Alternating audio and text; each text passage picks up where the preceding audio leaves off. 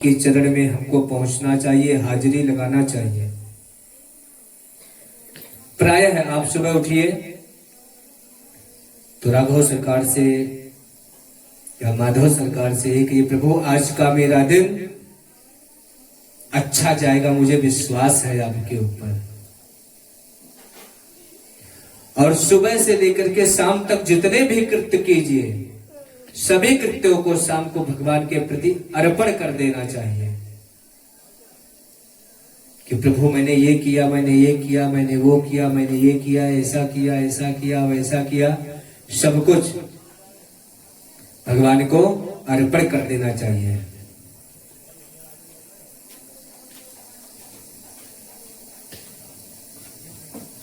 आदरणीय सुखदेव जी का वंदन किया जिन आचार्य सुखदेव जी के जन्म लेते ही संन्यास ग्रहण किया, सीधे वन की ओर चले गए। पुत्र पुत्र कहते महर्षि वेदव्यास जी जिनके पीछे चल रहे हैं, आचार्य सुखदेव को लौटा करके लाने में जो सामर्थ्य नहीं है, जिनमें ऐसे परम वंदनीय सर्वभूत हृदय श्री सुखदेव जी का हम वंदन करते हैं। जैसे हम पवित्र भूमि पर बैठ करके कथा श्रवण करने के लिए एकत्रित होते हैं, ऐसे ही पुराणों की विद्या के लिए परम एकांत, परम शांति का स्थान जो है उसे कहते हैं नैमिषारण्य। अच्छा देखिए, जो भी कथाएं होती हैं नैमिषारण्य का नाम जरूर आता है,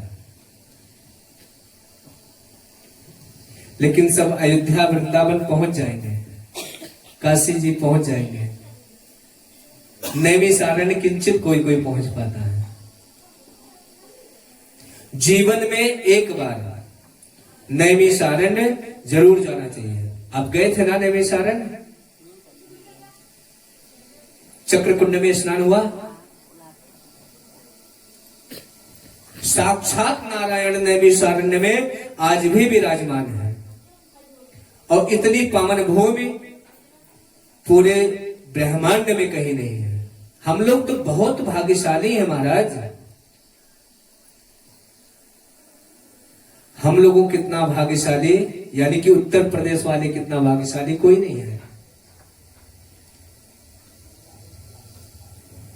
हमारे विश्वनाथ जी यहाँ हैं, राघव जी, माधव जी, सब हमारे उत्तर प्रदेश में विराजमान है।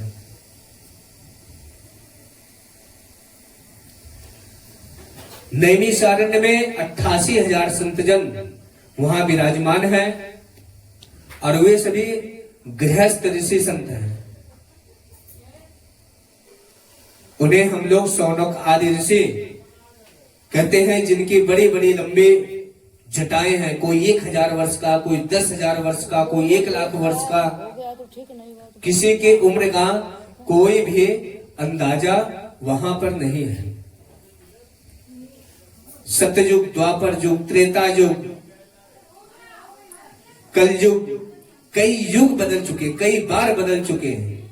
ऐसे ऐसे संत, ऐसे ऐसे महात्मा नैमिषारण्य में एक दिन नित्य नैमित्तिक अपने नित्य कर्म से निवृत्त होकर के प्रातः काल जब बैठे थे, बस उन संतों की मंडली में श्री सूत जी महाराज का आगमन होता। बोलिए सूत जी महाराज की। सूत जी महाराज महर्षि वेदव्यास जी के बहुत ही परम प्रिय शिष्य हैं। अब जैसे ही सूत जी आए तो वहां पे 88,000 ऋषि बैठे थे, जिनकी उम्र हजारों वर्ष लंबी थी। और सूत जी की उम्र उस पूरे 88,000 ऋषियों के अंतर्गत सबसे छोटे सूत जी थे।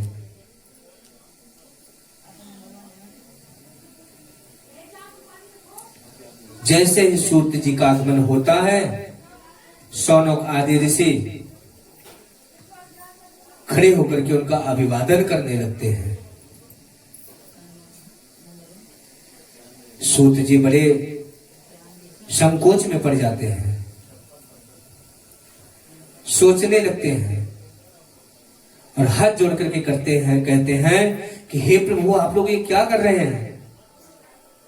मैं ठहरा 20 वर्ष का, आप ठहरे कईयों हजार वर्ष के, कई युगी होकर के आप हमारा अभिवादन ना करें, हम नरक में चले जाएंगे।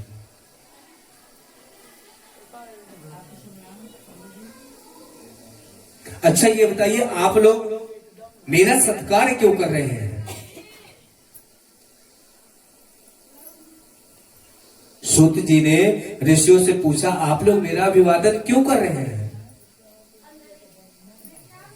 तो सभी ऋषिगण कहते हैं, धन वृद्धा बल वृद्धा आयुर्वृद्धा तथैव च ते सर्वे ज्ञान वृद्धा च किंकिरा शिष्य किंकिरा। धन वृद्धा बल वृद्धा आयुर्विद्या तथैव च तेन सर्वे ज्ञान विद्या।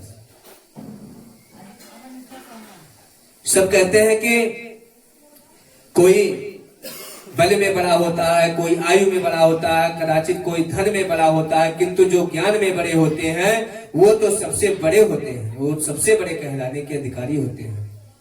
इसलिए सूत जी, आप देखने में छोटे लगते हैं, लेकिन अज्ञान रूपी अंधकार जो मानव के हृदय में बैठा हुआ है उसे दूर करने में आप करोड़ों सूर्य के समान।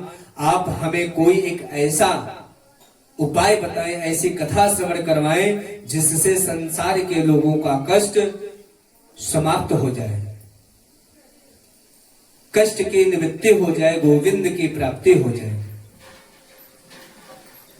कृष्ण प्राप्ति करम शाश्वत साधनम तत् वदाधुना।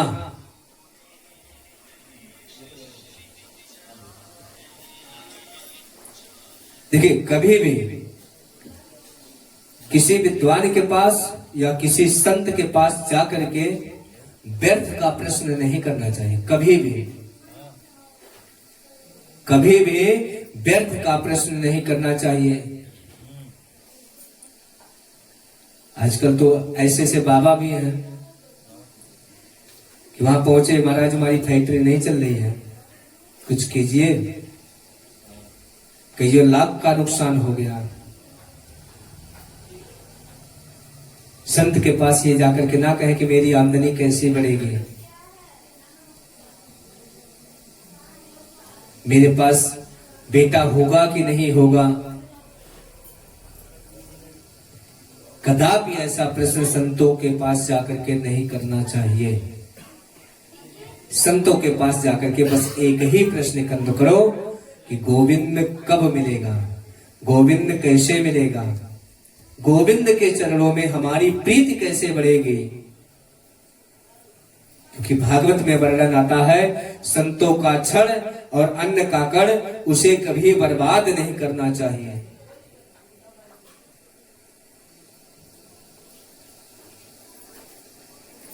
जो हम भोजन करते हैं ना, थाली में प्रायः छूट जाते हैं, कभी नहीं अन्न, एक अन्न का कण नहीं छोड़ना चाहिए। इस प्रकार का प्रयास करना चाहिए हमको। शौनक आदि ऋषियों ने सूत जी से यही पूछा कि संसार के लोगों को कृष्ण की प्राप्ति, गोविंद की प्राप्ति कैसे हो, ऐसा साधन बताओ कि गोविंद से कैसे मिलन हो। इसको सुनकर सूत जी महाराज बहुत प्रसन्न हुए, गदगद हो गए और ऋषियों से बोले, आपने बिल्कुल सही प्रश्न पूछा है। हम लोग जन्म लेते हैं, बड़े होते हैं, लंबे होते हैं, युवा होते हैं, वृद्ध होते हैं और मर जाते हैं। पुनरपि जननम पुनरपि मरणम। लोग जीवन को ऐसे बर्बाद कर देते हैं कि उनको अगले जन्म की कोई भी चिंता नहीं।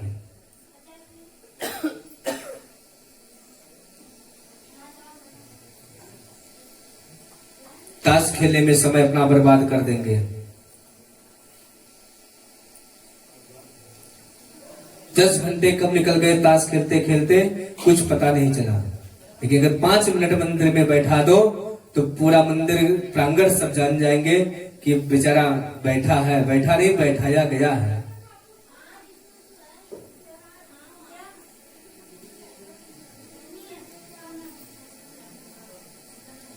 कथा में आके बैठ जाएंगे तो 10 बार 6:30 बज गया,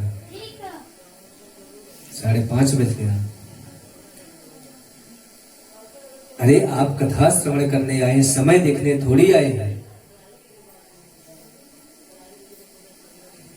दिन प्रतिदिन हम लोगों के दुष्प्रवृत्तियां जो है ना, हम लोगों के ऊपर हावी होती जा रही है।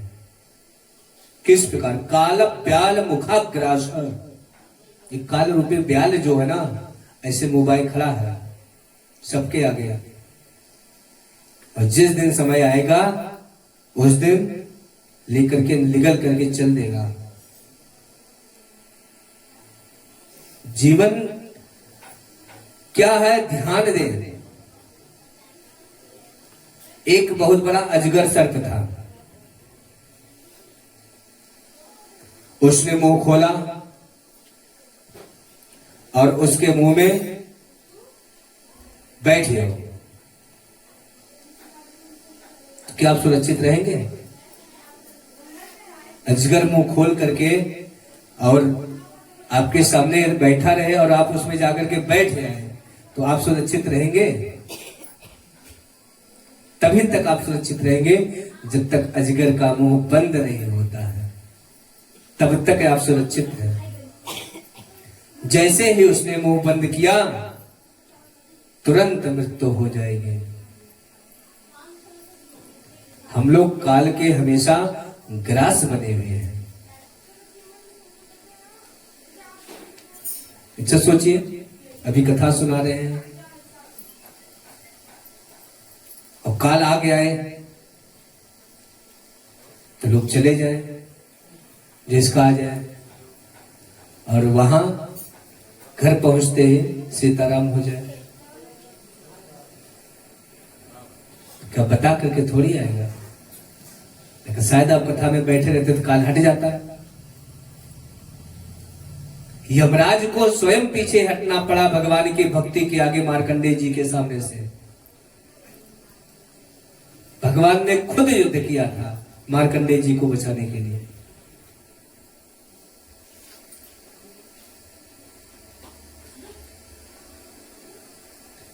11 बजे आप कथा सुन रहे हैं, लेकिन शायद 11:01 पे आप कथा नहीं सुन पाएंगे। क्या गारंटी है? सुन लेंगे? अभिमान तो हम इतना करते हैं कि हम हैं, ये हमारा है।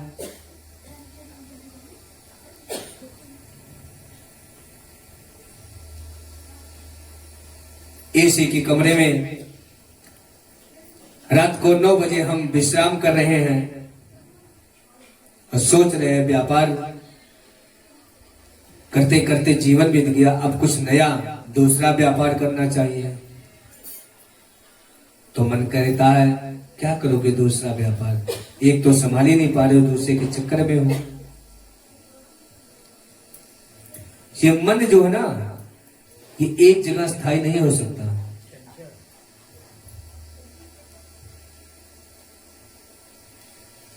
नहीं कश्चित क्षणमपि जातो तिष्ठत्य कर्म कृता कार्यते वसः कर्म गुणैः स्वभाव विलयत्।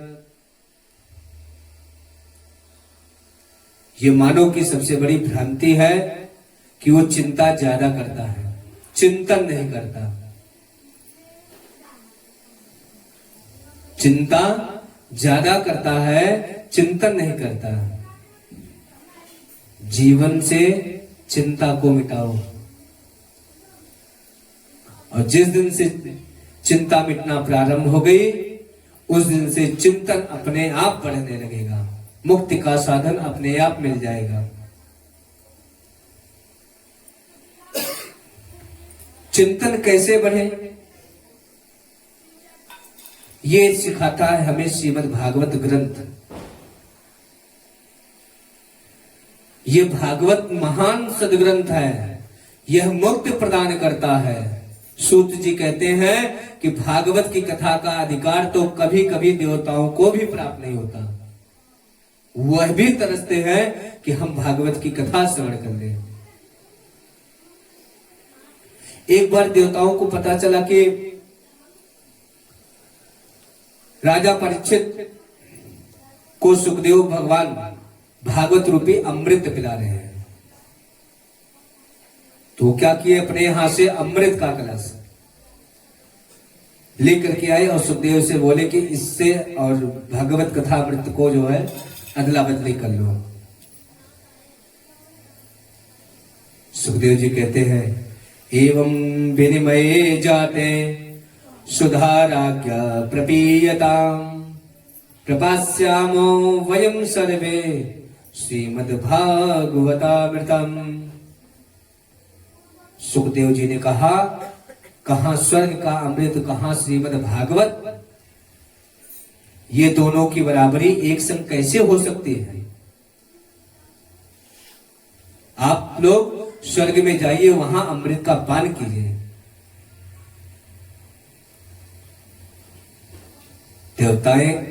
देवता लोग कहते हैं कि पुनरपि जन्मम पुनरपि मरणम पुनरपि जननी जठरे शयनम।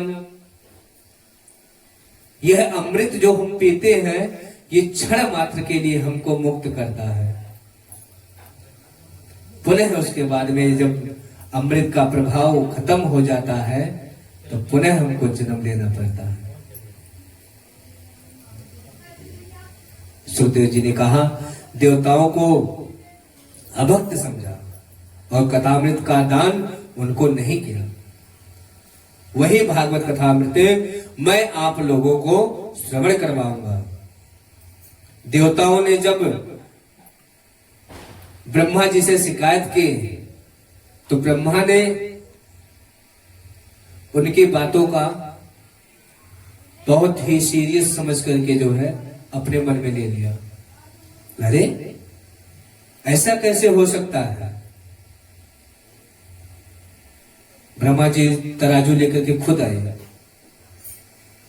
और एक पलड़े पर भागवत जी को रख दिया गया और एक पलड़े पे अमृत का कलश रख दिया गया। तो क्या हुआ, लघुन्याने जाताने, लघु हो गया महाराज। लघु एकदम छोटा, उसका बिल्कुल भी जरा सा भी प्रभाव नहीं पड़ा भागवत जी के ऊपर।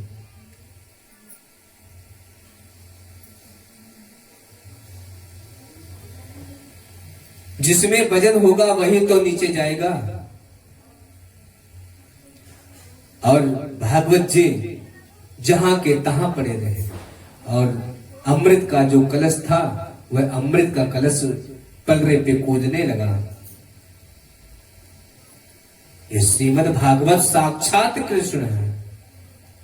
श्रीमद् भागवताख्योयम प्रत्यक्ष कृष्ण एव ही। कोई कहानी नहीं है, ये मुक्ति का साधन है।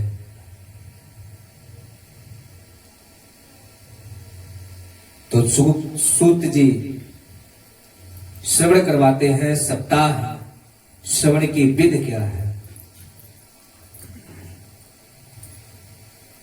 ये तो नारद ने सनत कुमारों से सुना था। सौनक आदि ऋषि बोले, हमने तो सुना है, सनत कुमार ज्यादा घूमते नहीं है और नारद जी कभी एक जगह बैठते नहीं है।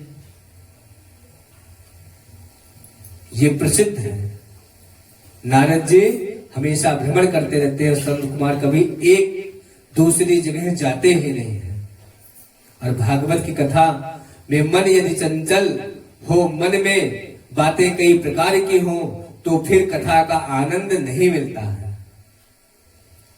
हम कथा श्रवण करने बैठे, मन रहे अरे गैया घरा गैया तोड़ाए नहीं जाए, दूध निकालना है। तो भागवत की कथा का आनंद नहीं मिल सकता। 5 चीजें बहुत जरूरी हैं भागवत की कथा श्रवण करने के लिए। सबसे पहली चीज, सुंदर स्थान होना चाहिए जहां शांतिमय वातावरण हो। किसी अन्यत्र किसी जीव की या किसी व्यक्ति की आवाज हमको भ्रमित ना करे, ऐसा स्थान होना चाहिए। और वहां केवल व्यास जी की ही शब्दों का वाचन करने के द्वार से प्रवेश करें।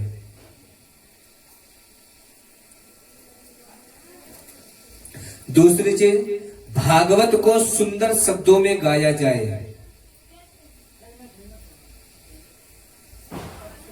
तीसरी, भागवत जी को ज्ञान पूर्वक सुना जाए। चौथे, एकाग्र होकर के मन लगा करके सुना जाए।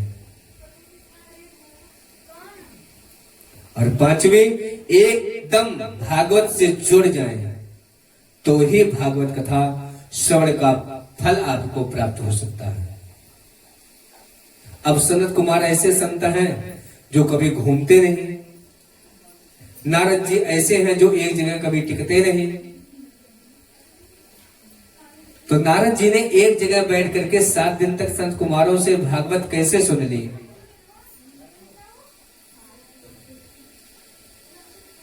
नारद जी एक जगह टिकते नहीं, सनत कुमार कई जगह जाते नहीं, तो कैसे श्रवण कर लिए? सूत जी कहते हैं, एक बार देवर्षि नारद बड़ी तीव्र गति से दौड़ते जा रहे थे, तो बद्री धाम में विराजमान चारों भाई श्री सनत कुमार जी, चारों भाइयों ने नारद जी को देखा और पूछा, कथम ब्रह्मन देन्मुख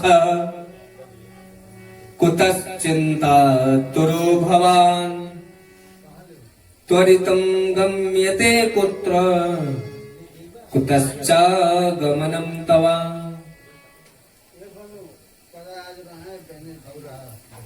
सनत कुमारों ने कहा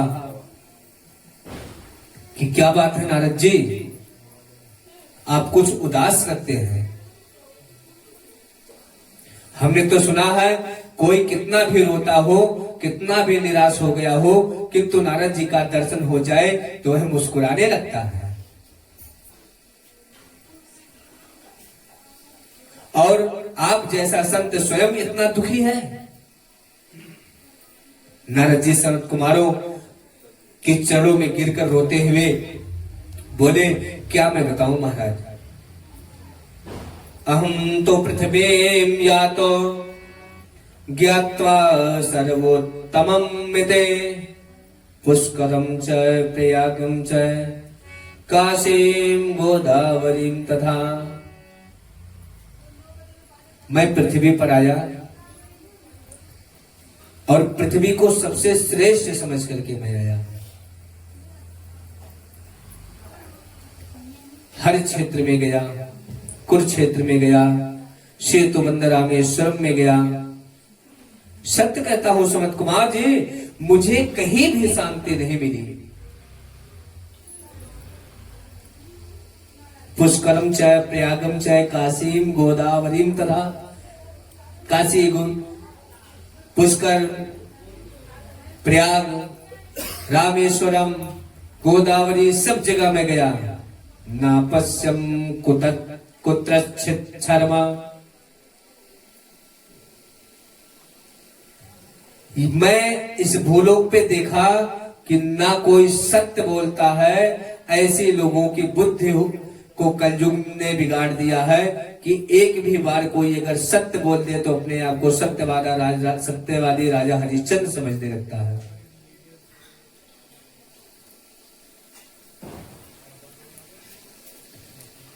कोई झूठ दिन में 50 बोले तो उसकी कोई गिनती नहीं करता, लेकिन एक धर्म का काम अगर कर दिए तो सबसे कहेगा आज हमने ये किया है, आज हमने ये किया है, आज हम फलाने मंदिर में गए थे, इतना दान किए हैं। लेकिन न जाने कितने नौकरों को पीड़ा पहुंचाया, उसको कभी नहीं किसी से कहा आज हमने इतना पीड़ा पहुंचाया है।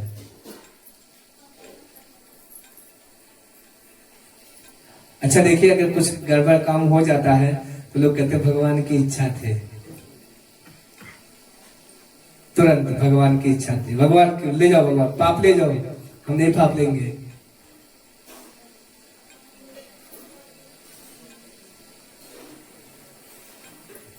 मैंने यहां देखा कि संतों का सम्मान समाप्त हो गया महाराज। घर में नई नई बहुएं आ रही है, उनकी चल रही है। बूढ़े बुजुर्गों का तिरस्कार हो रहा है। सनत कुमार बोले, घर में नई बहू की यदि चलती है तो गलत बात नहीं है, घर की बहू की चलनी चाहिए। लेकिन बड़ा काम कोई करे तो दादी से, बाबा से, बुजुर्गों से जरूर सलाह लेना चाहिए।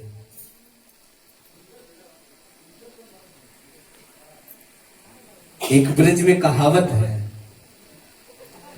दीवार बिगाड़ो आरो और घर बिगाड़े सारो। आजकल बहुत तेज प्रचलन है। घर मकान बनवा रहे, उसमें ढेर सारी अलमारी बनवा दीजिए। देखिए फिर मकान की मजबूती कम हो जाएगी और अगर घर में साले की सलाह लेकर के कार्य किया जाएगा तो घर की भी मजबूती कम हो जाएगी। दीवार बिगाड़े आरो और घर बिगाड़े सारो। अगर ससुराल साले की अनुमति से साले के मानसिकता पे कार्य किया जाएगा तो निश्चय ही घर बिगड़ेगा, घर की मजबूती खत्म हो जाएगी, परिवार की मजबूती खत्म हो जाएगी। कौरव प्रमाण है इसके महाराज। देखिए कौरव ने मामा शकुनी के निर्देश पर सारा कार्य किया। अंत में क्या हुआ कौरवों का सब जानते हैं। नारद जी कहते हैं कि मैं घर घर में गया, संतों के आश्रम में गया, मुझे शांति नहीं मिली। कलिना धर्म मित्रेण धरेयम बदिताधुना। अधर्म का मित्र जो कली है उसने लोगों की बुद्धि को विकृत बना दिया है। लेकिन मैं जब श्रीधाम वृंदावन में आया वहां एक कौतुक देखा। आश्चर्यजनक दृश्य मैंने देखा। एक युवती के पास दो पुरुष मूर्छा में पड़े हुए थे। वह स्त्री चारों ओर देख रही थी। उसने मुझे बुलाया। मैं उस माता के पास गया। उस माता का नाम था भक्ति। उसके बगल में जो दो वृद्ध अवस्था के पुरुष थे वह उसके पुत्र थे। भक्ति एकदम युवावस्था की और पुत्र उसके एकदम वृद्ध अवस्था में। एक का नाम था ज्ञान, एक का नाम था वैराग्य। महाराज वो कलयुग के प्रभाव से दोनों बूढ़े बन गए थे। मैंने उन दोनों ज्ञान और वैराग्य का उत्थान करने के लिए, मैंने उन दोनों के बुढ़ापे को दूर करने के लिए बड़े बड़े प्रयास किए। वेदांत का पाठ किया, वेदांत का पाठ किया, लेकिन कोई सा भी असर उस पर नहीं हुआ। तब जाकर के एक आकाशवाणी हुई कि यदि तुम ज्ञान वैराग्य के बुढ़ापे को दूर करके भक्त के कष्ट की निवृत्ति करना चाहते हो तो इसके लिए सत्कर्म करो। मैं आप लोगों की शरण में आया हूं। आप सब महापुरुष हैं। ऐसे अंततः जन्मों के भाग्योदय से मुझे अपना दर्शन हुआ। पहली बात तो ये कि ज्ञान वैराग्य का बुढ़ापा कैसे दूर हो। दूसरी, भक्ति देवी के मन में जो कष्ट है उसकी निवृत्ति कैसे हो।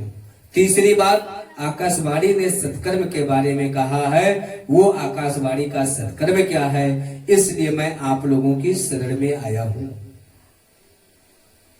सत्कर्म सूचको नूनम ज्ञान यज्ञः स्मृतो बुधैः श्रीमद्भागवतालोपः सतुगीतः सुखादिभिः। देखो नारद, ज्ञान वैराग्य के बुढ़ापे को दूर करने का, भक्ति देवी के कष्ट की निवृत्ति करने का सर्वोत्तम साधन यदि कोई है तो वो साधन श्रीमद् भागवत ज्ञान यज्ञ, सप्ताह कथा, सप्ताह वाचन। नारद जी बोले लेकिन मैं तो वेद का पाठ किया है, वेदांत का पाठ किया है, वेद वेदांत के पाठ से यदि कोई असर नहीं हुआ तो क्या भागवत से क्या होगा।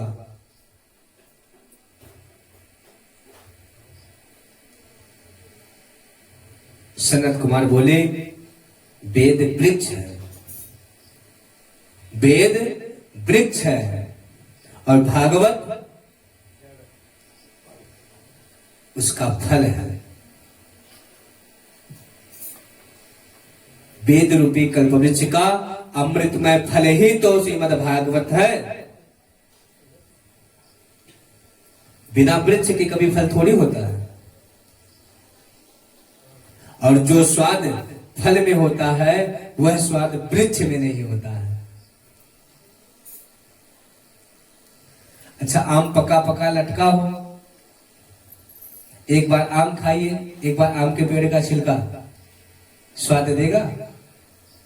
खट्टा भी नहीं लगेगा महाराज। तो व्यास नारद जी से सनत कुमार कहते हैं कि यह जो भागवत है यह वेद वेदांत रूपी वृक्ष का यह फल है।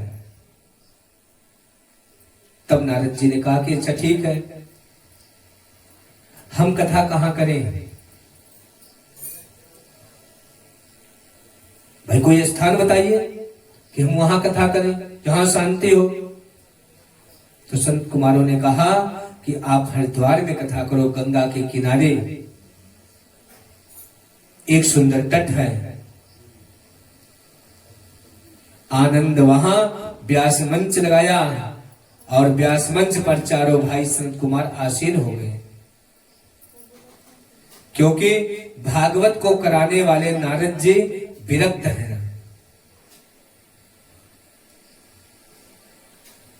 इसलिए नारद जी अकेले ही भागवत श्रवण कर रहे हैं।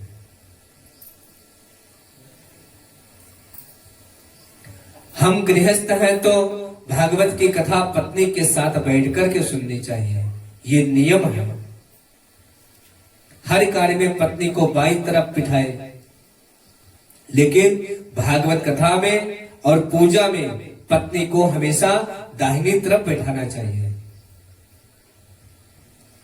पत्नी का अधिकार यज्ञ में दाहिनी ओर हो जाता है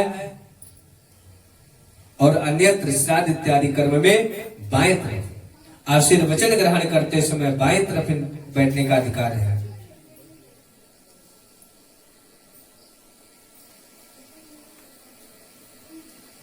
लेकिन अगर महात्मा जी कथा करवाए तो वो पत्नी कहां से लाए भाई, जो ब्रह्मचारी रहेगा। इसलिए विरक्तों को, सन्यासियों को स्वयं बैठ करके कथा श्रवण करने का अधिकार भगवान नारायण खुद देके, वो अकेले बैठ करके कथा को श्रवण कर सकते हैं। इसलिए नारद जी अकेले बैठ करके कथा को श्रवण कर रहे हैं।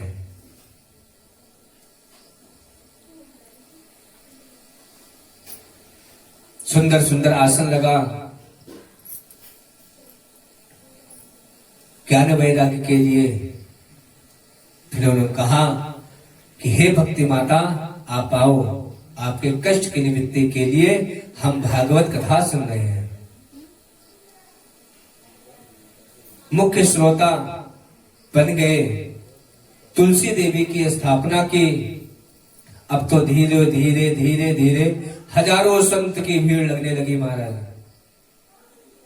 सनत कुमार कथा कह रहे हैं, नारद जी कथा करा रहे हैं। आनंद की बात है, संत महात्मा ज्ञानी मुनिंद्रों का आगमन होने लगा, कुंभ जैसा वातावरण बनने लगा। सनत कुमार जी महाराज ने बड़ा सुंदर व्याख्यान, बड़ी सुंदर भागवत की महिमा का वर्णन किया। लेकिन शास्त्र कहते हैं शास्त्रों के बारे में कभी शंका नहीं करना चाहिए।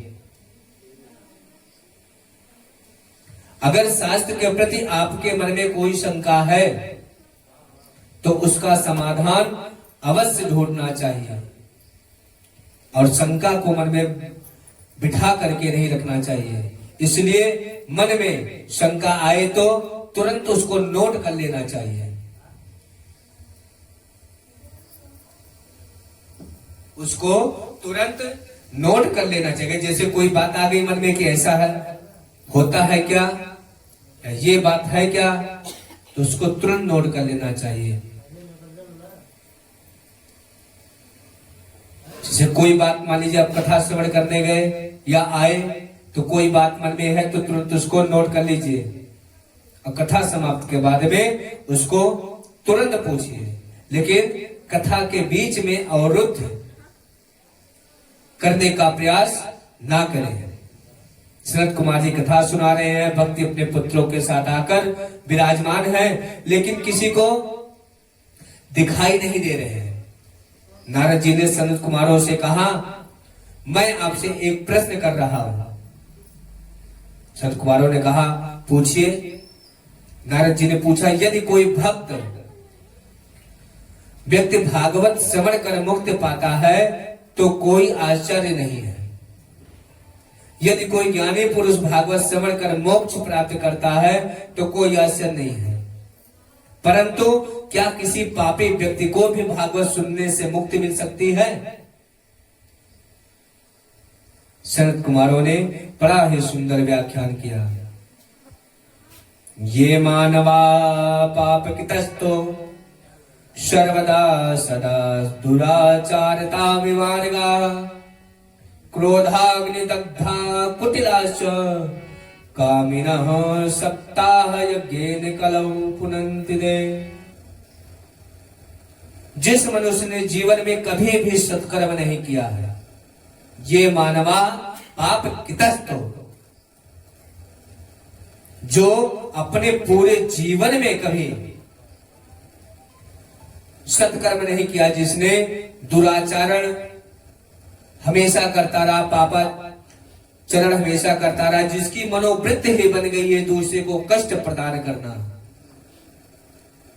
क्रोध रूपी अग्नि में जो हमेशा जलता रहता है, ऐसा दुराचारी पापी व्यक्ति भी किसी के द्वारा 7 दिन तक भागवत कथा सुन ले तो निश्चित रूप से उसके जीवन में परिवर्तन आ जाता है। जिसका जीवन सत्य से हीन है, सत्य संभाषण नहीं करता है, जो माता पिता की सेवा नहीं करता है, जो वर्ण संकर पद्धति से उत्पन्न है। वर्ण संकर पद्धति का मतलब गैर बिरादरी।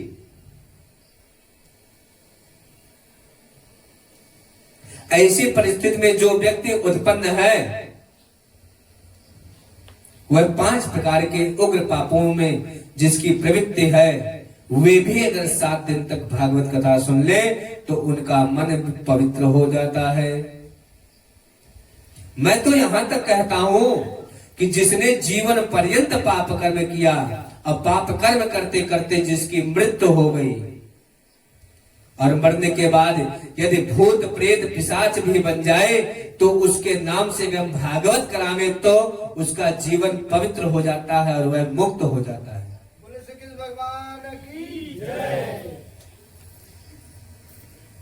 नारद जी बोले, हमारे महाराज ये बात हमारे समझ में नहीं आ रही है कि जीवन पर्यंत पाप करता है, 1000 वर्ष का प्रेत भी बन जाता है, उसके पश्चात भागवत सुनकर मोक्ष कैसे प्राप्त होता है? नारद जी को संत कुमारों ने एक सुंदर कथा सुनाई।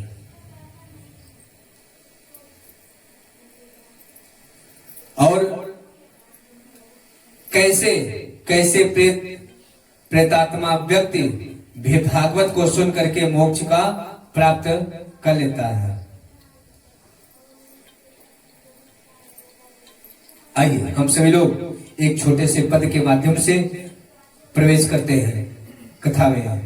हरि भजन बिना विश्राम नहीं, हरि भजन बिना विश्राम नहीं, हरि भजन बिना विश्राम नहीं, हरि भजन बिना विश्राम नहीं, हरि भजन बिना सुख नाही रहे, हरि भजन बिना सुख नाही रहे, नर क्यों बिरथा भटकाई रहे, हरि भजन बिना बेसाम नहीं, हरि भजन बिना बेसाम नहीं।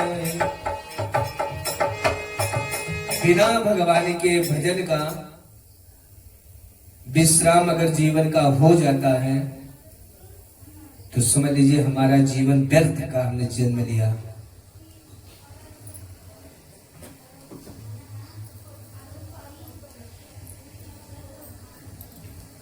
कहते कि तुंगभद्रा तटे पूर्वम भवत्पत्तम् उत्तमम् यत्र वर्णा स्वधर्मेण सत्य सत्य कर्म तत्परा। तुंगभद्रा नदी के किनारे एक बहुत सुंदर नगर था। उस नगर का नाम उत्तम नगर था। वर्णाश्रम धर्म का पालन करने वाले सभी संभ्रांत लोग उसमें वास करते थे। अच्छे अच्छे लोग रहते, उत्तम नगर में उत्तम लोग रहते थे। उसी नगर में एक पंडित जी महाराज रहते थे। उनका नाम था आत्मदेव।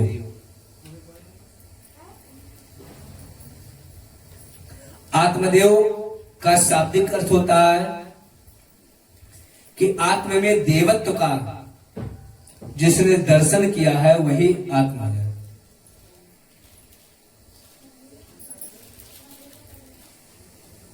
वह आत्मदेव जी बहुत ही सरल स्वभाव के मृतव्ययी थे और कर्मकांड के बहुत ही अच्छे वक्ता भी थे। यद्यपि उनकी जो वृत्ति थी वह लोभी नहीं थे। चाहे जिसके यहां गए, जो व्यक्ति पूजा पाठ करवाया, जो कुछ दे दिया उसी में संतुष्ट होकर के आ जाते थे। आत्मदेव जी इतने सरल थे कि जब यजमानी में से आते थे ना तो रास्ते में कोई भी कुछ मिल गया, प्रणाम किया, महाराज कुछ प्रसाद है क्या? तो आत्मदेव जी ये नहीं सोचते थे कि हमारे घर पे हमारी पत्नी है, हमारे बेटे हैं, हमारी बेटियां हैं, उनकी भी सेवा के लिए कुछ तो घर पहुंचना चाहिए। बांट देते थे, रास्ते में लुटा देते थे।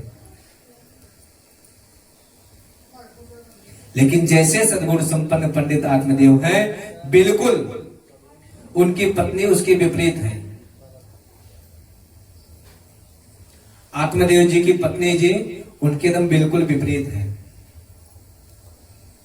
और विपरीत तो है, उनका नाम भी बड़ा विचित्र है। उनका नाम है धुंधली देवी। जथा नाम है तथा गुण है। जैसा नाम उसी प्रकार उनके अंदर गुण भी था। धुंधली देवी में एक बहुत बड़ी विशेषता है और वह विशेषता उसी नारी पर आ सकती है जिस पर भगवान की विशेष कृपा हो। सबके ऊपर नहीं आएगी। जो धुंधली देवी के अंदर विशेषता है वह सबके ऊपर नहीं आएगी। जिसके ऊपर आएगी समझिए भगवान की बहुत विशेष कृपा है। उनकी एक विशेषता है।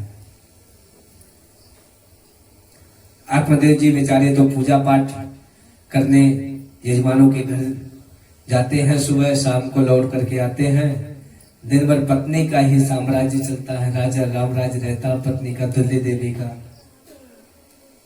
कभी इस पड़ोसी से झगड़ा, कभी उस पड़ोसी से झगड़ा।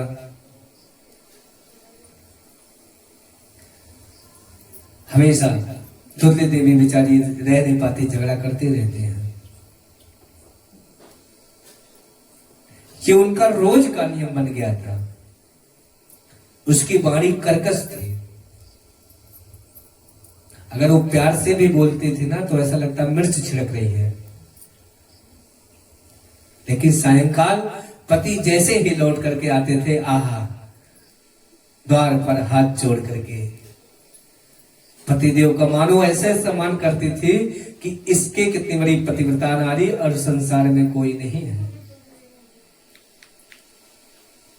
ये विशेषता सबके अंदर नहीं हो सकती।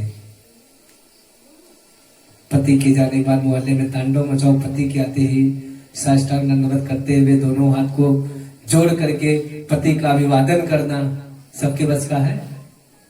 पड़ोसी कुछ कह दिया पति देव घर में घुस नहीं पाएंगे, तब तक उनके कान भर वैसे कहे रहे, ने जाओ समझाओ, ये नहीं पानी डाले ही। दुल्दी देवी ऐसा नहीं करते थे, अपना अपने निपट लेते थे। बनावटी प्रेम बहुत दुल्दी देवी को आता था।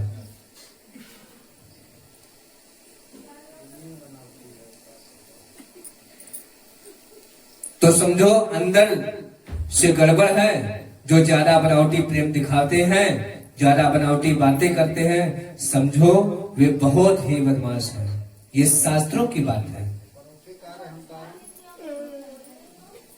परमात्मा को बनावटीपन अच्छा नहीं लगता है। परमात्मा को क्या अच्छा लगता है? निर्मल मन जना सो मोहि पावा, निर्मल जन सो मोहि पावा, मोह कपट छल छिद्र न भावा, मोह कपट छल छिद्र न भावा, निर्मल मन जन सो मोहि पावा, मोह कपट छल छिद्र न भावा। परमात्मा कहते हैं तुम दिखावा मत करो। तुम जो बनावटीपन करते हो ना, ऊपर से कहते हो नमस्कार है, मन से सोचते हो मेरी गाली, गली में आओ तो दिखाऊंगा। ये बनावटीपन मेरे गोविंद को, मेरे माधव को अच्छा नहीं लगता है। वो तो कहते हैं निर्मल बन जाओ, अंतःकरण को शुद्ध बनाओ तो मन शुद्ध होगा। दुल्ली देवी का मन तो पवित्र नहीं, भावनाएं श्रेष्ठ नहीं, पति के सामने हाथ जोड़कर ऐसे खड़ी होती है कि मानो इसके जैसी पत्नी संसार में किसी के पास नहीं है। इसलिए कभी भी कोई अगर आत्मदेव जी को कोई शिकायत भी करता था, आत्मदेव जी कहते हैं हाँ ऐसा नहीं है, वो तो साक्षात देवी हमारे जीवन में आई है। आत्मदेव जी को कोई कितना भी कहता कि आपकी पत्नी आपके पीठ पीछे ऐसा करती है वैसा करती है, लेकिन आत्मदेव जी के गले के नीचे बात नहीं उतरते। नहीं नहीं ऐसा नहीं है, आप गलत कह रहे हैं। हमारी पत्नी तो इतनी अच्छी है कि महाराज हम जैसे आते हैं दरवाजे पे खड़ी मिलती है हाथ जोड़ करके।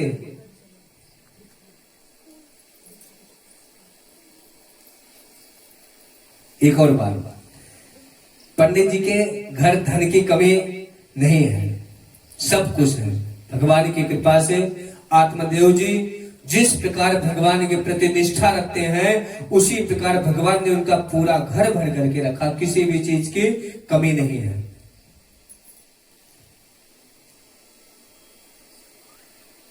उनके घर में सब कुछ है, तुलसी भी है, लेकिन महाराज तुलसी सूख जाती है, ज्यादा दिन तक चल नहीं पाती। एक गौ माता भी है, लेकिन वो बाज हो गई है।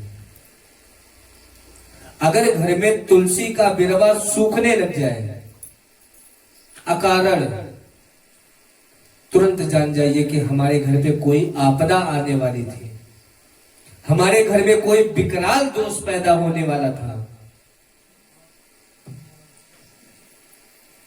यदि पशु अचानक पशुओं की मृत्यु हो जाए, गौ माता की मृत्यु हो जाती है, तो तुरंत जान जाइए हमारे घर पे कोई बहुत बड़ी समस्या, बहुत बड़ी आपदा आने वाली थी, जो हमारी गौ माता ने अपने ऊपर ले लिया। बोले बात प्रेम से गौ माता की। तो सबसे पहला संकेत हमारे घर में, हमारे सनातनियों के घर में तुलसी का बिरवा। आत्मदेव जी बेचारे बहुत परेशान, तुलसी का बिरवा लगाते थे, सूख जाता था। इधर गौ माता बांझ हो गई है। एक दिन बैठे बैठे विचारने लगे, क्या बताऊं, तुलसी जी में रोज जल देता हूं, अपने हाथों से फिर भी सूख जाती है। मेरी गौ माता को 6 वर्ष हो गए हैं, आज तक किसी भी संतान को जन्म नहीं दिया, बछड़े को, बछिया को जन्म नहीं दिया। पड़ोसियों का धीरे धीरे आना शुरू होने लगा। पड़ोसी भी भगवान की कृपा से ही मिलते हैं। अच्छा पड़ोसी और बुरा पड़ोसी भगवान की कृपा से ही मिलते हैं। ज्यादा बढ़िया कहीं मिल जाए तो आपको उखाड़ करके फेंक ही दे। रोज कुछ ना कुछ आपके घर के पीछे पड़ा रहेगा।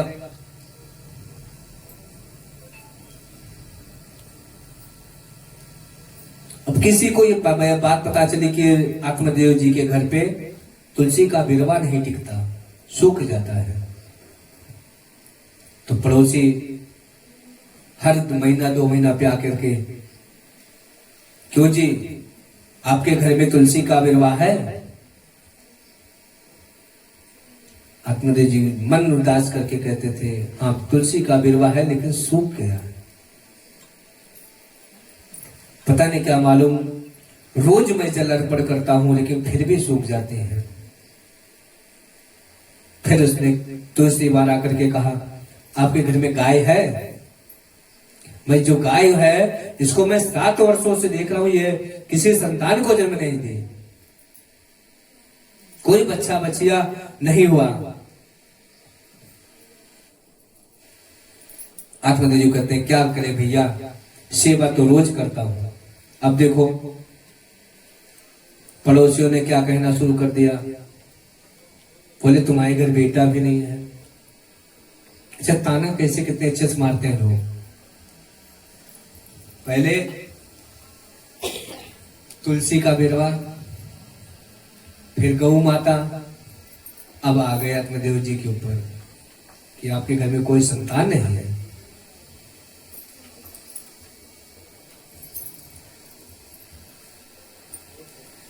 पितर आपसे असंतुष्ट है। अगर हमारे घर में संतान की समस्या हो रही है, संतान की उत्पत्ति में समस्या आ रही है, तो तुरंत हम जान जाएं कि पितृदेव हमसे असंतुष्ट है। इसलिए पितरों की प्रसन्नता का तुरंत उपाय करना चाहिए।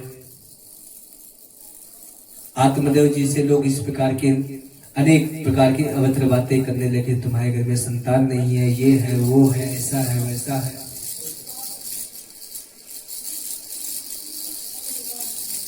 आत्मदेव जी को एक दिन बहुत गिलानी हुई।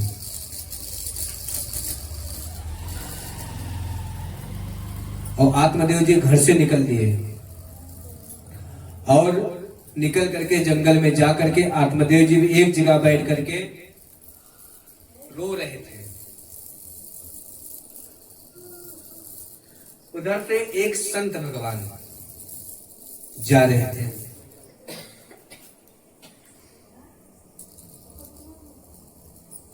संत थे ना, देख करके जान जाते हैं सामने वाला व्यक्ति कैसा है। संत भगवान ने देखा, बोला रे ये तो विद्वान ब्राह्मण है, लेकिन ये दुखी क्यों है? पास में आकर के संत ने बड़े ही स्नेह के साथ पूछा, कथम रोदिसी विप्रत्वम काते चिंतां बलेयसे वदत्तम सत्वरम मह्यम स्वस्य दुःखस्य कारणम। पंडित जी आप क्यों रो रहे हैं? आप तो बहुत अच्छे विद्वान हैं, ऐसा आपका मस्तक बता रहा है, क्या तकलीफ है आपको, मुझे बताइए। पंडित जी चरणों में गिर करके बोले, आत्मदेव जी क्या बताऊं, मैंने जो पाप कर्म किया था उसे भोग रहा हूं। मेरे द्वारा दी हुई चीज देवता पितर स्वीकार नहीं करते हैं। मेरे पास गौ बांझ हो गई है, तुलसी का बिरवा सूख गया, क्योंकि मेरे घर पुत्र नहीं है। इस पाप की वजह से यह सब हुआ है। मैंने निश्चय कर लिया है, जब तक पुत्र प्राप्ति का वर नहीं मिलेगा, लौटकर घर नहीं जाऊंगा, मर जाऊंगा यही। महात्मा के मन में बड़ा आश्चर्य हुआ। उनको समझाते हुए बोले, मुंचा ज्ञानम प्रजारोपम बलिष्ठा कर्मणों गते विवेक तू समासाद्य त्यज्य संसार वासनम। पंडित जी, आपके मन में पुत्र की जो कामना है एकमात्र अज्ञान है। संत ने पंडित जी से कहा, ये तुम्हारे घर पुत्र हो जाता है तो समझ लेते परमात्मा की कृपा हो गई, और पुत्र नहीं है तो समझो भगवान की बहुत बड़ी कृपा है। 12 पुत्र पिता के धर्मे, खेती उपजे अपने करेंगे। कह रहे हैं कि ये जान लो कि बहुत बड़ी कृपा भगवान की, तुम्हारे घर पुत्र नहीं। क्या करोगे बेटा लेकर? पुत्र कुपुत्र तो का धन संचय, पुत्र सुपुत्र तो का धन संचय। खड़ी कर दीजिए खरबों खरबों की संपत्ति। वंश में अगर कुपुत्र हो गया तो सबका विनाश कर देगा। और अगर भिक्षा मांग करके परिवार का पालन पोषण कर रहे हैं और बेटा सुपुत्र हो गया तो आपको उत्तम लोक की प्राप्ति करवा देगा, समस्त ऐश्वर्य वैभव आपको प्रदान कर देगा, आपके चरणों में डाल देगा। क्या पुत्र पुत्र कर रहे हैं?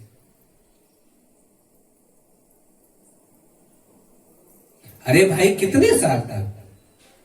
4 साल, 6 साल, 10 साल तक, 20 साल, 25 साल लोग कहेंगे पुत्र नहीं है, पुत्र नहीं है, पुत्र नहीं है।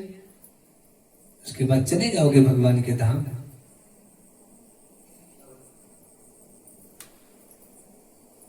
आत्मदेव कहते हैं, फिर भी सोचते हैं कि भाग्य में नहीं है, छोड़ो काहे को रोए, चलो मर ही जाते हैं।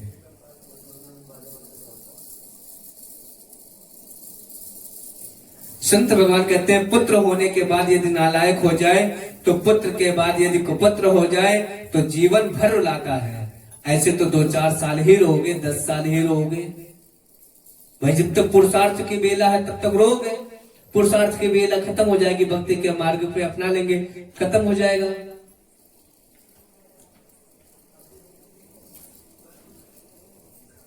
फिर तुम्हें पुत्र की ज्यादा कामना है तो गोविंद को पुत्र मानो, कन्हैया को पुत्र मानो।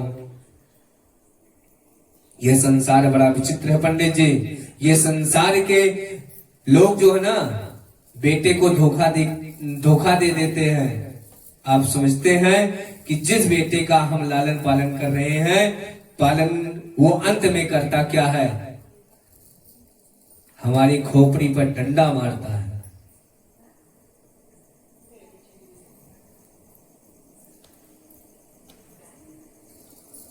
अंत में हमारी खोपड़ी पे डंडा मार करके 1 लोटा घी उसे मार देता है।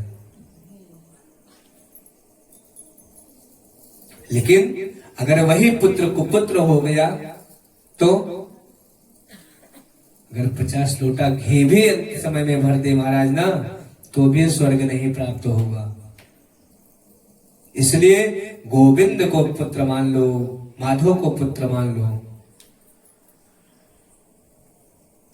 जैसी ममता हम लोग ना संसार वासियों से, संसार से करते हैं, अगर ऐसी ममता हम भगवान से कर ले तो महाराज क्या बात है, कल्याण हो जाएगा बिना कहे। अच्छा देखिए, साधु महात्मा किससे मांगने जाते हैं? अभी महाकुंभ लगा था, कितने लोग आए होंगे साधु महात्मा? अरे महाराज, जिसके तन पे एक धागा नहीं था वो कैसे आया, कहां से आया और फिर कहां चला गया? बाढ़ी पुत्र पिता के धर्मे। जैसे मान लीजिए बेटा छोटा है, बेटा छोटा है, आपके साथ है, माता पिता के साथ है। घर पे कोई अतिथि आया, माता पिता उसका अभिवादन करेंगे तभी तो बेटा आपका अभिवादन करेगा। पिता के धर्म पर ही पुत्र चलता है। अगर आप अपने माता पिता को प्रताड़ित करते हैं तो एक दिन आप भी प्रताड़ित होंगे, यह निश्चय सत्य है। माता पिता किसी को प्रताड़ित करते हैं तो पुत्र क्या करेगा? यद्यपि माता पिता प्रताड़ित करते हैं, यही कह रहे हैं आप ना, माता पिता यदि पुत्र को प्रताड़ित करते हैं तो ये जानिए ये मेरा सौभाग्य है। कुम्हार जब तक मिट्टी के बर्तन को पीटता नहीं तब तक मिट्टी का बर्तन सीधा बन नहीं सकता। ये मत सोचिए आज आप बड़े हो गए, आपके पास बेटा हो गया, आपके पास बेटी हो गई, आप ससुर बन गए, दामाद बन गए, आपके पास हो गया तो आपको पिता बोल नहीं सकता। पिता आपको जीवन भर बोलेगा। अब उसके बोलने वाले शब्दों को हम अनर्थ लेकर के उसका हम दुरुपयोग करें, कहें कि मेरा पिता मेरे गलत है, तो नहीं, कदापि नहीं गलत है। एक पिता के विपुल कुमारा, पृथक पृथक गुणशील चारा। अब आजकल एक और समस्या है, पढ़ के बेटे वो ज्यादा मानते हैं, छोड़ के नहीं मानते, ये भी समस्या है। कुछ जने के छोटके बेटुआ का ज्यादा मानत है, अब बढ़ के नहीं मानते। अरे ये सोचो कि वह आपके तरफ से अपनी दृष्टि हटा करके आपको पूरा अपने पैरों पर खड़ा कर रहे हैं महाराज।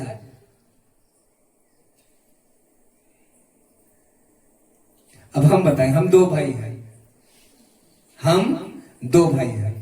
मैं 2003 में 9 वर्ष का था, तब से मैं अयोध्या रह रहा हूं, अपने हाथ से सेवा दे रहा हूं, ठाकुर जी की भी अपनी भी सेवा। मैं घर पे आया 7 वर्ष के बाद।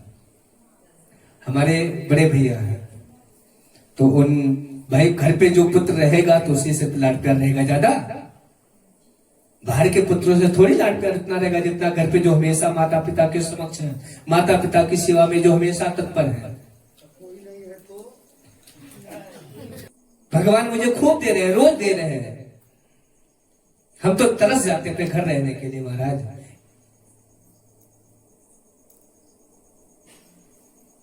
मुझे 4 महीना कंटिन्यू हो गया, मैं 2 लगे पूछिए भैया से मैं कैसे आया हूं।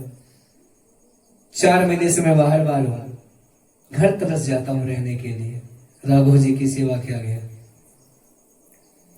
लेकिन मुझसे जब कोई कहता तो मैं भगवान का बहुत साधुवाद करता हूं कि कम से कम मुझे पिता ने वो प्यार दे दिया जिससे मेरा विनाश हो जाए।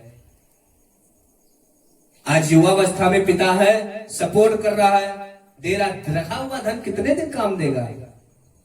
कल को वही पिता जब आंख बंद कर लेगा ना, जो उस पिता के धन पर जो जी रहा है, आने वाला समय उसका दुर्गति का कारक बन जाएगा। मैं तो भगवान का हमेशा साधुवाद करता हूं कि हे प्रभु आप मेरे साथ बहुत अच्छा कर रहे हो। पहली बात तो मेरी जो इच्छाएं, सारी इच्छाओं की पूर्ति आप कर रहे हो। मुझे खुशी चाहिए, हर पल खुशी आप दे रहे हो, तो क्या मांगना? माता पिता के लिए कुछ मांगते हैं कि नहीं? अरे भाई कोई पुत्र को पुत्र तो का धन संचय, पुत्र सुपुत्र का धन संचय में कहा ना, तो माता को माता ना हो तो पुत्र को पुत्र हो जाए, ये निसंदेह सत्य है। कोई कहे मेरी माता मेरे साथ तिरस्कार करती, मेरा पिता तिरस्कार करता है, अगर तिरस्कार ही करना रहता तो बचपन में गला घोट के मार देता।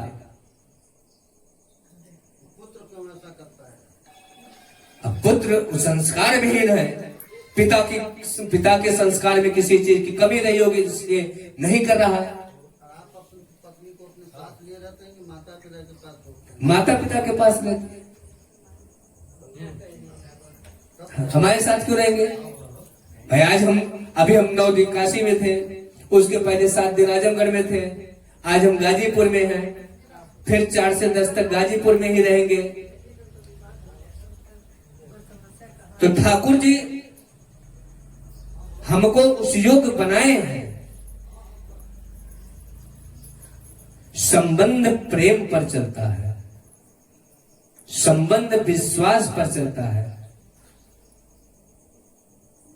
अगर विश्वास है, अब जो दुबई सऊदी अरब रह रहे हैं उनका परिवार यहां रह रहा है, एक दिन बोले कि आपका घर रहने का मन नहीं करता। मैं कहा रहता करता है, क्या करे। हमारी पत्नी जी से भी कोई फोन करके पूछे कहाँ है पंडित जी, तो बोल देंगे सऊदीया गए हैं। तो इस प्रकार का संस्कार हम कभी भी, ये शास्त्र कहता है, ये पुराण कहता है कि कभी भी हम गलती ये ना दें कि हमारे माता पिता ने ऐसा किया है। कमियां हमारे अंदर है, माता पिता के अंदर नहीं है।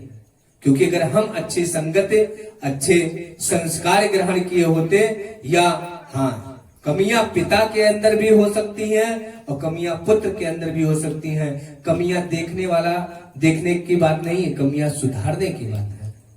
कमियों को सुधारना चाहिए, कमियां देखना नहीं चाहिए। तो भगवान सुखदेव जी कहते हैं कि आत्मदेव जी रोने लगे। प्रश्नोत्तरी बाद में कर लीजिएगा। सुखदेव जी कहते हैं आत्मदेव जी रोने लगे और संत भगवान उनको समझा रहे, क्या पुत्र पुत्र कर रहे हो।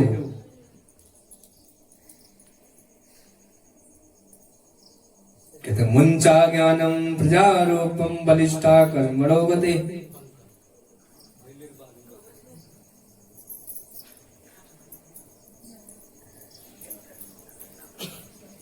कहते जैसे ममता हम संसार में करते हैं, वैसी ममता गोविंद के चरणों में हो जाए तो कल्याण हो जाए। मुझे वेदांत का प्रवचन सुनाने लग गए। आत्मदेव जी संत भगवान से कहते मुझे वेदांत का प्रवचन सुनाने लग गए। ओ महात्मा जी, मेरे को बेटा चाहिए, संतान चाहिए। संत ने कहा लेकिन मैंने तुम्हारी मस्तिष्क रेखा को देखा है, 7 जन्मों तक तुम्हें पुत्र का सुख नहीं है। पंडित जी बोले आप संत हो महाराज, आप चाहो तो मेरी जन्म पत्री को बदल सकते हो। अगर आप इतना देख सकते हो कि 7 जन्म तक मेरे पास संतान नहीं होगी, तो आप तो मेरे जन्म पत्री को भी बदल सकते हो। आप चाहो तो हस्तरेखा में परिवर्तन कर सकते हो। यदि आपने पुत्र होने का वर नहीं दिया तो मैं सत्य कहता हूं, मैं आपके सामने सिर फोड़ करके मर जाऊंगा। लेकिन बिना पुत्र लिए मैं घर लौट कर नहीं जाऊंगा। संत के मन में करुणा आ गई। संत ने एक ही फल दिया और कहा अपनी पत्नी को खिला देना। सारे नियम बता दिया। बोला इस फल खाने से सुंदर पुत्र की प्राप्ति होगी। अब आत्मदेव जी बड़े प्रसन्नचित मन से आए घर पे और वह फल अपनी पत्नी को दे दिया और सारे नियम बता दिया। इस प्रकार का आपको नियम पालन करना है। अब बेचारी सोची कि अगर फल खा लेंगे तो हमको नियम का पालन करना होगा, तो पड़ोसी झगड़ा कौन करेगा।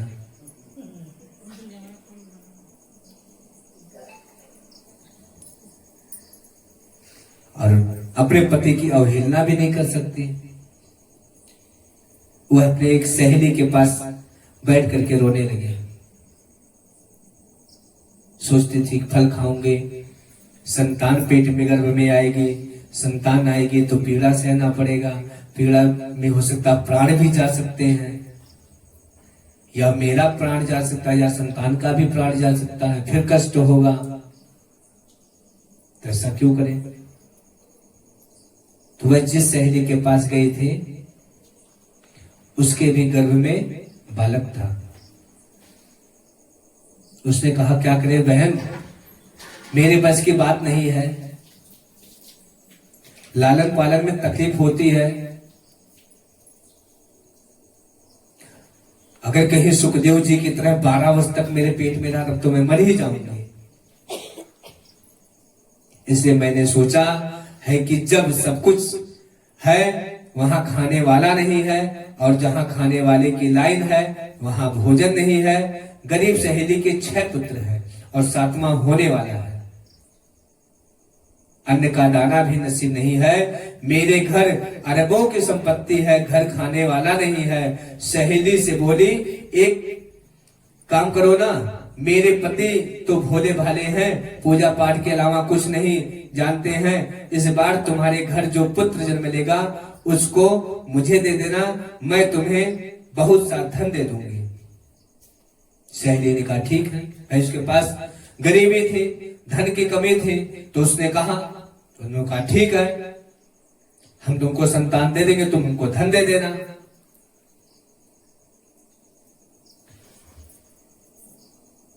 मेरे पति तो भोले भाले हैं, इस प्रकार का बहुत इसी प्रकार की बात की। उसकी सहेली तैयार हो गई, लेकिन फल खाने से पुत्र होता है कि नहीं, इसकी परीक्षा के लिए दोनों ने मिलकर के वह गाय को खिला दिया।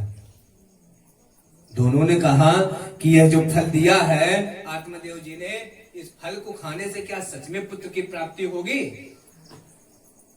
तो उन्होंने कहा इसका परीक्षण किया जाए। तो आत्मदेव जी के घर में जो गैया थे, उस गैया को ले जाकर के फल खिला दिया। अब आत्मदेव जी के मन में बड़ी प्रसन्न आए, शाम को पूछे, अरे देवी आपने फल खाया? अरे हाँ, हमने कहा बहुत सुंदर बहुत स्वादिष्ट फल था, हमने खा लिया। अब आत्मदेव जी के मन में खूब प्रसन्नता हुई, अब तो मेरे भी घर में किलकारियां गूंजेंगी, हमारे पास इतना धन है, हम खूब धन लुटाएंगे।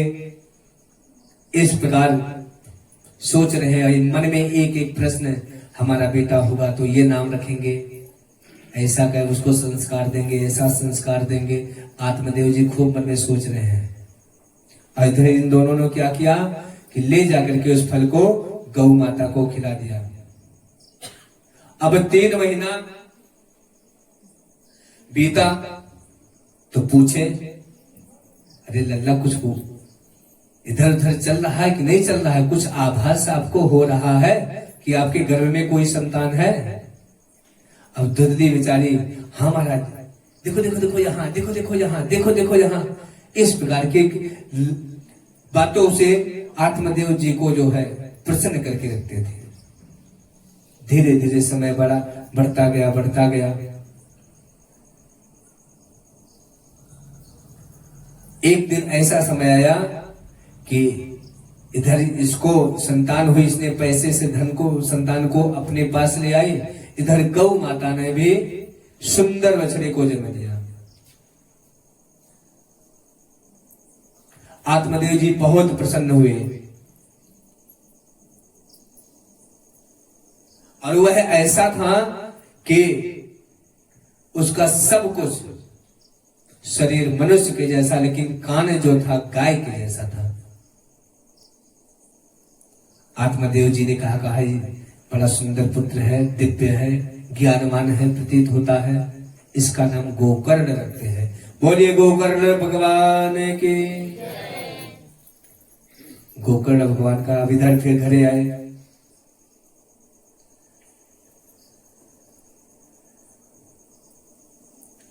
बोले कि आओ बच्चे का संस्कार करते हैं, नामकरण संस्कार हो जाए।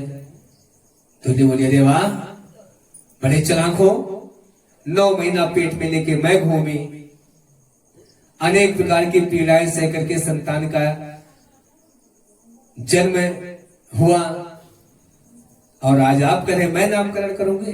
आपने एक का नामकरण कर दिया है, इसका नामकरण मैं करूंगी, क्योंकि यह मेरा पुत्र है, इसका नाम मेरे नाम से जुड़ करके होना चाहिए। आत्मदेव जी बेचारे सज्जन संत थे, निर्मल थे। कहा ठीक है देवी, कोई बात नहीं, रख लो आप ही नाम। उन्होंने इसका नाम कहा, आशीष का नाम धुंधकारी रहेगा। गोकर्ण पंडितो ज्ञानी धुंधकारी महाखल।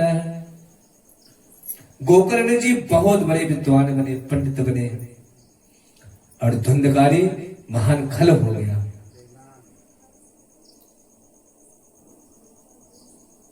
इकलौता पुत्र जिस घर में हो या इकलौते पुत्र ने जिस घर में जन्म लिया हो, उसके बच्चे या तो बन जाएंगे या तो बिगड़ जाएंगे। यह निसंदेह सत्य है। बोले कृष्ण भगवान की।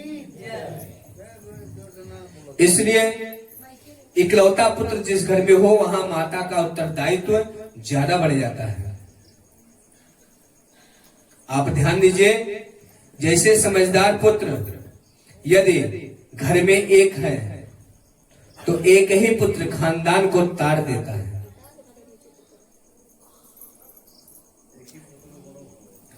शास्त्र कहते हैं कि घर में बेटा एक हो लेकिन गुणवान हो तो अपने खानदान को तार देता है। जैसे आकाश में एक ही चंद्रमा प्रकाश देता लेकिन करोड़ों तारागण मिल करके भी नभ को प्रकाशित नहीं कर सकते। इतने तारे आसमान में रहते हैं, वह चंद्रमा अगर नहीं है तो वह उसका प्रकाश बिल्कुल शून्य रहता है।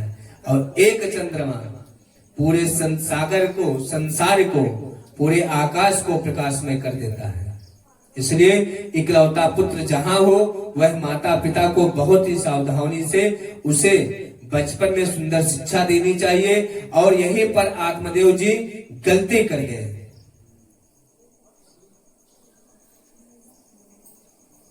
बेटे को सुंदर शिक्षा नहीं दे पाए, सोचा एक ही तो है, उसका खूब लाड प्यार किया। चलो ठीक है, अभी बदमाशी कर रहा है, आगे चल करके सुधर जाएगा, यही सोच रहे हैं। और यही जीवन की सबसे बड़ी गलती है। अगर बेटा बचपन में कुछ बदमाशी करके आ रहा है तो तुरंत उसकी प्रतिशोध की भावना से उसको जो है ऐसा ना प्रतीत हो कि हमारे माता पिता हमसे दुष्व्यवहार कर रहे हैं। और आत्मदेव जी यही गलती करते हैं। यदि बालक बचपन में गोली खेलने लगे तो समझ जाओ शुरुआत हो गई है।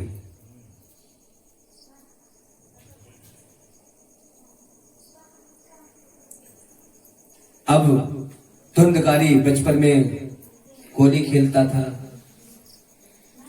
लोगों से लड़ाइयां करता था, अरे माँ का ही गुड़ आएगा।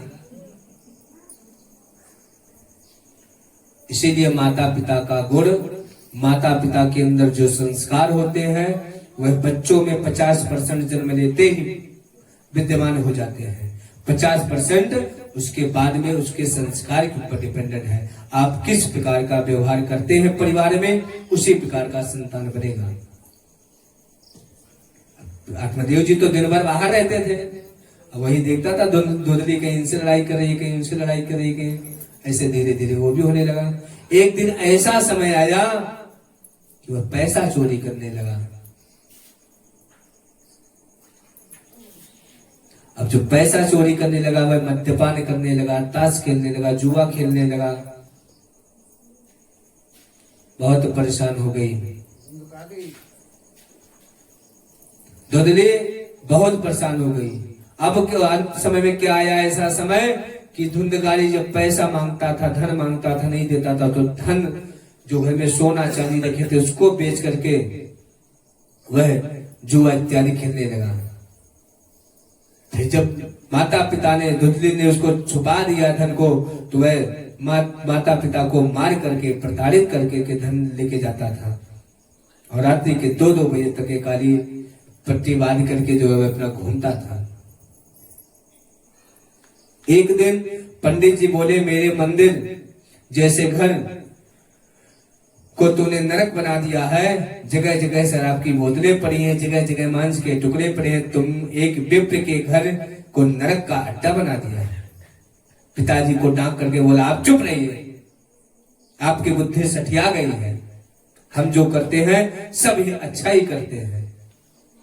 इतना कष्ट हुआ आत्मदेव जी को, बोले हे भगवान, इस पुत्र से तो मैं बिना पुत्र के ही ठीक था। एक दिन रात्रि में बैठे बैठे आत्मदेव जी रुदन कर रहे थे, वहीं पर गोकर्ण जी का आगमन होता है।